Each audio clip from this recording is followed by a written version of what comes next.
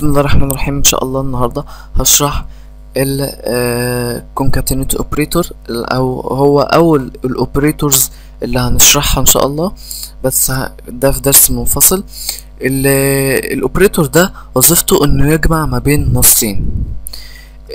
في معامل الجمع اللي هو البلس ده يجمع نصوص بس في اللغات تانية زي السي شارب. تمام. في البي اتش بي في معامل لوحده لجمع النصوص، ده اللي هو بيبقى الدوت ده بيبقى هو معامل جمع النصوص. طب هنستخدمه ازاي؟ بنحطه ما بين نصين. هنا لو هنعمل نيم احمد صام كده، لو جينا نقول له ايكو ماي نيم از، بعد كده ممكن اقوم كاتب له نيم بالشكل ده. جميل. هيطبع لنا ايه؟ ماي نيم از احمد عصام. تمام. دور لنا على قيمة المتغير لانه ما بين دبل كيوتس. طيب انا ممكن اعملها بطريقة تانية خالص. ممكن اقوم شايل النيم ده من هنا واقوم عامل concatenate اوبريتور اللي هو الدوت، بعد كده نحط اسم المتغير زي ما هو، يبقى هيجمع لي ما بين النصين بالشكل ده. نيجي نطبع نفس الناتج. تمام. ده طبعا ايه فايدته؟ طبعا هتلاقي ليه فايدة كتيرة جدا، فايدة كبيرة جدا لما تيجي تدخل انك تكتب برامج كبيرة.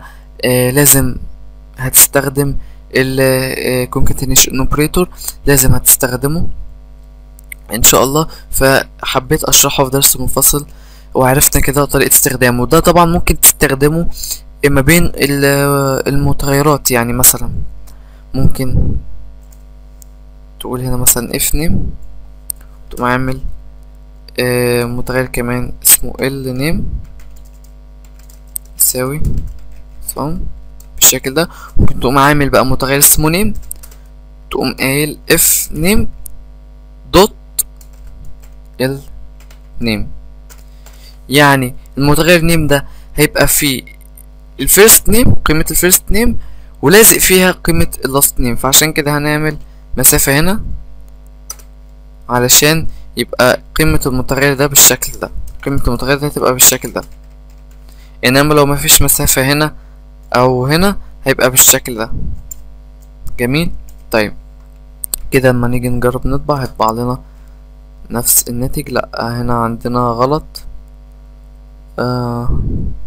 اف نيم ال نيم، هنا كتبنا اسم ال نيم غلط. جميل.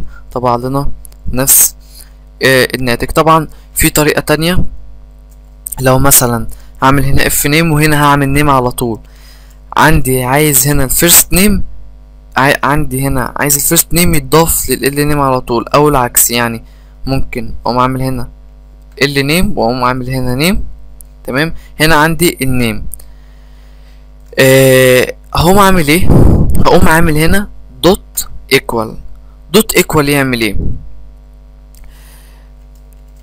يقوم جايب لي القيمة دي ويقوم مزود عليها دي.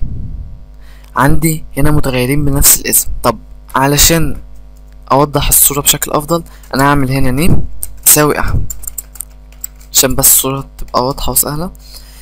لو عايز ازود لقيمة الفيريبل نيم عصام عشان يبقى اسمي ثنائي، اقوم اعمل ايه؟ اقوم كاتب نيم دوت ايكوال عصام. يبقى المتغير نيم كان في الاول قيمته احمد، وبعد كده زودت عليه القيمة عصام عن طريق الدوت يساوي. يبقى هنا قيمة المتغير نيم دلوقتي ايه؟ احمد ولازق فيه عصام.